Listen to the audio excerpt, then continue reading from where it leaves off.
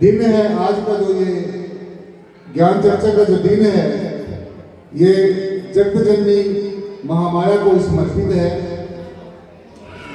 सो जैसे आप ये देख रहे हैं, ये ज्योति देख रहे हैं, मैं यहीं से अपनी बात को शुरू करूं।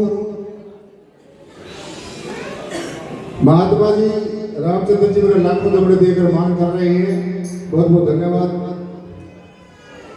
सो जो मैंने आपको कहा कि जो हम ज्योति देख रहे हैं, जो ज्योति हम जगमगाते हैं, यहीं से मैं अपनी बात को शुरू करूं। ध्यान से सुनना है।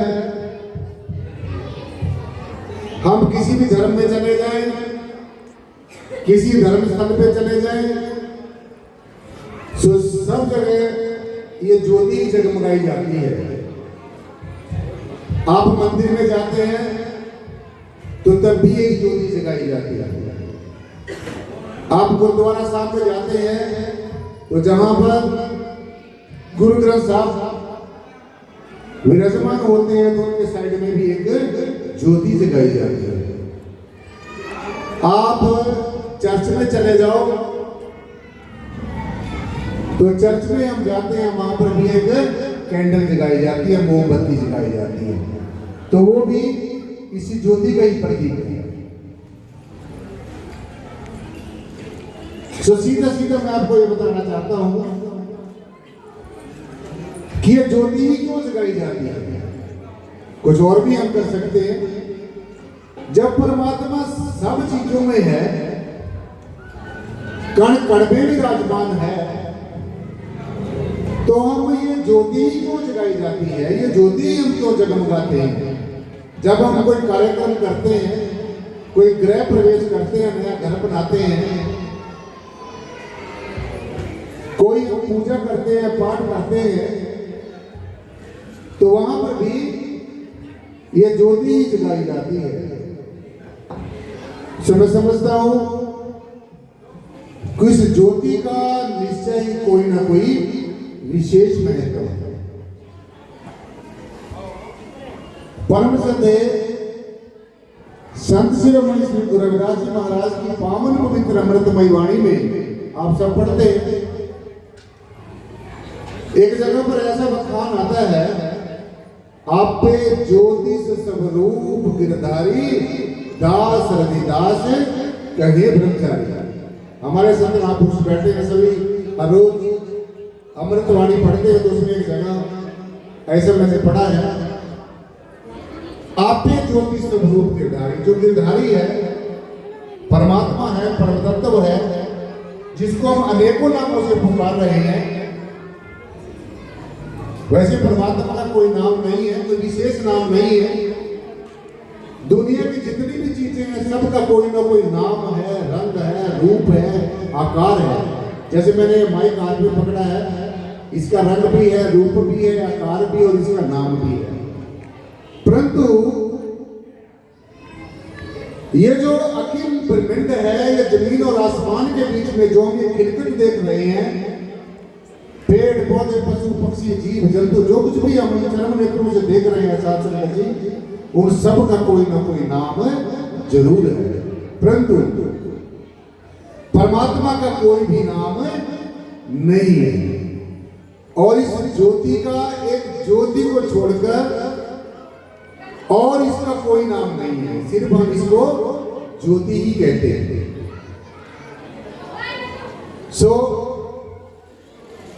आज बात चल रही है कि हम ज्योति क्यों जगाते हैं। और आपको एक बात और बताऊं, आप में से कई बहनें बैठी होंगी जो साधना करती होंगी, सुमन करती होंगी, जहां पर आप ये बहनें हमारी ये बिंदी लगाती हैं, जैसे मैंने तिलक लगाया है, इसका भी कोई ना कोई मतलब होता है। ये हमारी बहन बेटी है जो बिंदी लगाती हैं, जैसे आप सबने लगाई हुई है, तो इस बिंदी का भी कोई मतलब जरूर होता है। इस बिंदी का मतलब होता है हमारे शरीर में जो चक्रास है, चक्र है, इसको हम आज्ञा चक्र कहते हैं। और ये जो हमारा आज्ञा चक्र है, जहां पर आप ये बिंदी लगाते हैं, इसी आज्ञा चक्र में जब हम ध्यान करते हैं, तो जैसे मैंने तिलक लगाया है, तो ये तिलक भी ज्योति का ही प्रतीक होता है। हमारे ऋषियों मुनियों ने, सन्यासियों ने, पीर पैगंबर और अवतारों ने ये खोज की कि जब हम अपने अंतर्मुखी होंगे, जैसे ज्योति आप बाहर जगाते हैं, ये ज्योति हमारे अंदर भी जग रही है। वो जो अंदर ज्योति जग रही है, उस ज्योति का ही प्रतीक ये बाहर दिखाया जाता है। जैसे हम पूजा करते हैं, पूजा में हम धूपम दीपम पुष्पम समर्पयामि, हम धूप दीप और पुष्प समर्पित करते हैं। तो इसका भी कोई मतलब है।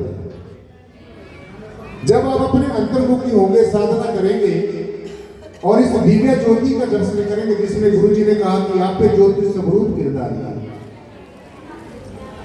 प्लीज भाई शांति से बैठो।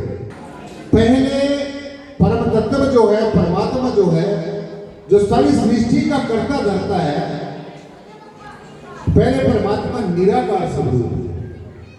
गुरु जी ने कहा पहले सत्य स्वरूप था, यह अविनाशी आप मध्य व्यापक हो रहा, इसको तू मन जाप अंत काल भी रहेगा निराकार प्रकार। तो आपके ध्यान के लिए, आपके याद रखने के लिए बता दूं कि अगर पहले परमात्मा निराकार है, मध्य में निराकार है, अंत में भी निराकार है, इसका मतलब यह हुआ सीधा सीधा कि हमारा आदि मध्य और अंत जो है वो निराकार स्वरूप है। सो सीधा सीधा आप समझो कि पहले परमात्मा निराकार है, प्रकाश स्वरूप है, निर्गुण है, गुण और अवगुण से परे निर्गुण स्वरूप है, रंग रूपाकार से परे निराकार स्वरूप है। तो पहले निराकार स्वरूप है, फिर जो वास्तविक जो स्वरूप है निराकार स्वरूप का स्वरूप है। अब ध्यान से सुनना है, वो कौन सा स्वरूप है? ज्योति स्वरूप है। परमात्मा ने निराकार जो परमात्मा है, जो ब्रह्म है, जो शब्द है, जिसकी चर्चा कल भी कर रहे थे हम और आप लोग, जो शब्द ब्रह्म है, तो जो शब्द है वो निराकार है, निर्गुण है, सर्वाधार है, सबका आधार है, परंतु खुद निराधार है। परमात्मा का कोई आधार नहीं है, परंतु परमात्मा हम सबका आधार है। परमात्मा का कोई रंग रूपाकार नहीं है, खुद निराकार है, लेकिन अनेकों रंग रूपाकार की चीजें परमात्मा ने अपने अंदर में पैदा की हुई है। तो इसलिए ये जो ज्योति है, ये ज्योति अगर आप बाइबल को पढ़कर देखेंगे, बाइबल का अगर आप अध्ययन करेंगे, तो उसमें एक जगह ऐसा लिखा आता है कि क्या तुम ये नहीं जानते कि ये जो ज्योति है ये तुम्हारे जीवन का आधार है? क्या तुम ये नहीं जानते कि ये जो जीवन ज्योति है यही तुम्हारा जीवन है?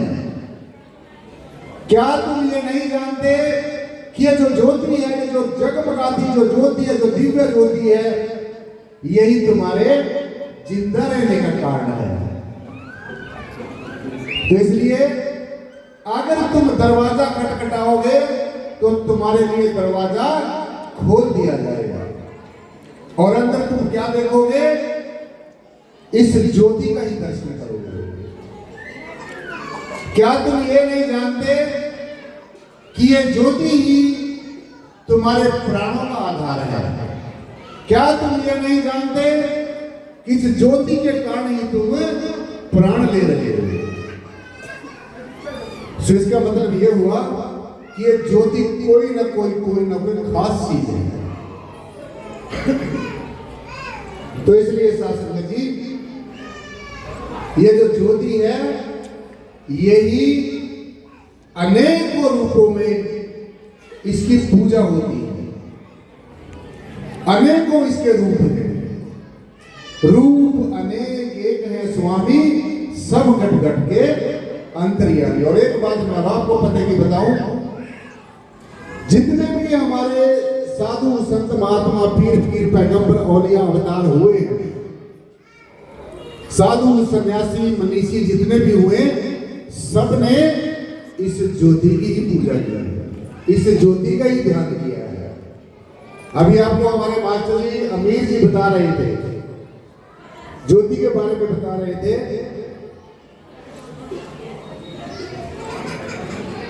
ऋषि मुनि पीर पैगंबर और ये अवतार हुए हैं। और एक बात मैं आपको और बताऊं, जो मां की मातृशक्ति बैठी है, ये सब मां का ही स्वरूप है। और ये मातृशक्ति ही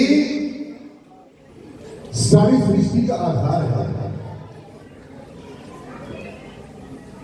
इस मातृशक्ति से बड़े बड़े ऋषियों ने, वीर पैगंबर औलिया अवतारों ने, हमने, आपने, सभी ने इसी मां से ही जन्म लिया है। और एक बात और बताऊं कि जिस घर के अंदर नारी की पूजा होती है, जिस घर के अंदर नारी का सम्मान होता है, मां का सम्मान होता है, जिस घर के अंदर नारी की इज्जत होती है, मान सम्मान होता है, तो उस घर के अंदर देवता वास करते हैं। और जिस घर के अंदर मां की पूजा नहीं होती, शक्ति का सम्मान नहीं होता, नारी का सम्मान नहीं होता, तो वो घर जीते जी शमशान बन जाता है।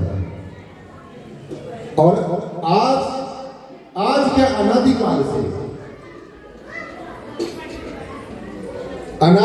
से इसकी शक्ति की पूजा होती आई है। इसलिए इस शक्ति ने, इस मां ने, ये आदि शक्ति है। ब्रह्म विष्णु शिव भी इसकी आराधना करते हैं। वो एक अलग बात है, जो अधूरे साधक होते हैं,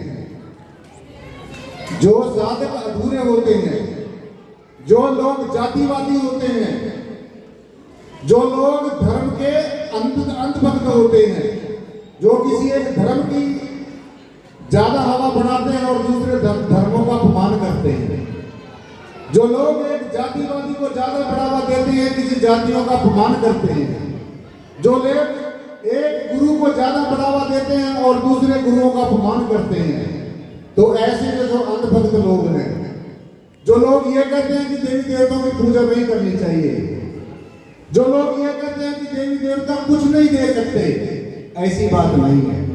गुरु जी की वाणी में ये कहा है, और देवता 30 करोड़ी, सब देवते मिल मता बतावे, दास रविदास आरती गावे, सब संतों को शीश नवावे। तो इसलिए मैं ऐसे लोगों को बताना चाहता हूं और ये कहना चाहता हूं कि जो लोग ऐसे जातिवादी लोग हैं, जो लोग धर्मांध लोग हैं, जो धर्म की अंति दौड़ में भागते हुए लोग हैं, वो उन्होंने ये बात समझनी चाहिए कि भोले भाले जीवों को बहकाना नहीं चाहिए। गुरु जी ने धर्म के बारे में एक बात कही, आज ये जो एक धर्मों का एक बडंबर चला हुआ है, एक धर्म को सबसे ज्यादा ऊंचा दिखाना और दूसरे धर्म को नीचा दिखाना। गुरु जी ने धर्म की परिभाषा बताई, रविदास सच मत छोड़िए, जब लग घट में प्राण, दूसरा कोई धर्म नहीं, जग में सच समान। तो दुनिया के अंदर, विश्व के अंदर सच से बड़ा कोई धर्म नहीं है। तो इसलिए सत्संग जी, और वो सच क्या है? वो सच कोई इंसान का बनाया भगवान नहीं है, वो सच कोई इंसान का बनाया गया प्रतीक नहीं है, वो सच इंसान की बनाई गई कोई पूजा पद्धति नहीं है, वो सच इंसान का बनाया गया कोई तौर तरीका नहीं है, वो सच इंसान की बनाई गई कोई परिपाटी नहीं है। तो सच क्या हो सकता है?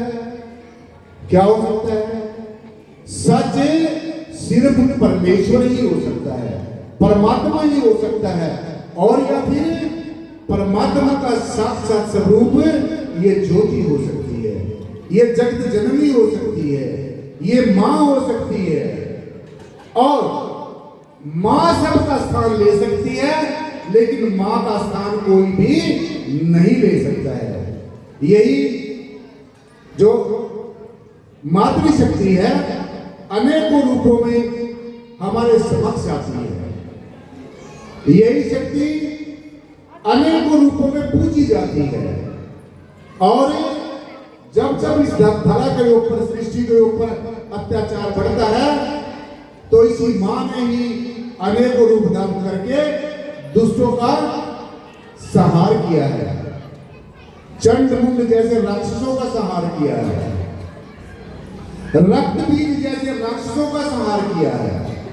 रक्त बीज नाम का एक ऐसा राक्षस था जहां पर रक्त की एक बूंद गिर जाती थी तो उस एक बूंद से हजारों राक्षस पैदा हो जाते थे।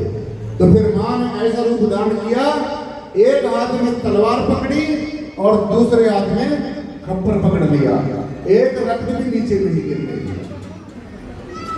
और अगर ये शक्ति ऐसा रूप धारण ना करती, अगर ये शक्ति ऐसा रूप धारण ना करती तो इस सृष्टि के ऊपर त्राहिमाम हो जाता। तो इसलिए साध संगत जी, मां को कभी नहीं भूलना है। जो मां कर सकती है वो दुनिया में कोई भी नहीं कर सकता है, पिता भी नहीं कर सकता है। और अगर पिता करेगा तो मां की सहमति से ही करता है। मां की सहमति से ही पिता करता है, जिसको हम परमात्मा कह रहे हैं। ब्रह्म विष्णु महेश ने भी आप स्तुति में पढ़ते हैं, नमो नमो दुर्गे दुखहरणी सुख करणी, निराकार है जो तुम्हारी, तीन लोक फैली उजियारी, शशील ललाट मृग नेत्र बिल्कुल पकड़ाना। जब शशील इसका ललाट बेशक है, हमें देखने में सुंदर लगती है, लेकिन जब इसकी कोप दृष्टि होती है तो फिर ये बड़े बड़े शूरवीरों को भी अपनी धूल चटा देती है। इतिहास साक्षी है इस बात का, गवाह है। अकबर जैसे राजाओं ने जो ये कहते थे कि हम तो शक्ति को मानते नहीं है, अब भी ऐसे बहुत लोग हैं, यहाँ पर भी बैठे होंगे, जोर से ये कहते हैं हम तो देवी देवताओं को मानते नहीं है, बस हम तो एक चीज को मानते हैं। अरे तुम एक चीज को भी नहीं मानते हो, क्योंकि जो मां को नहीं मानते वो किस चीज को नहीं मानता है।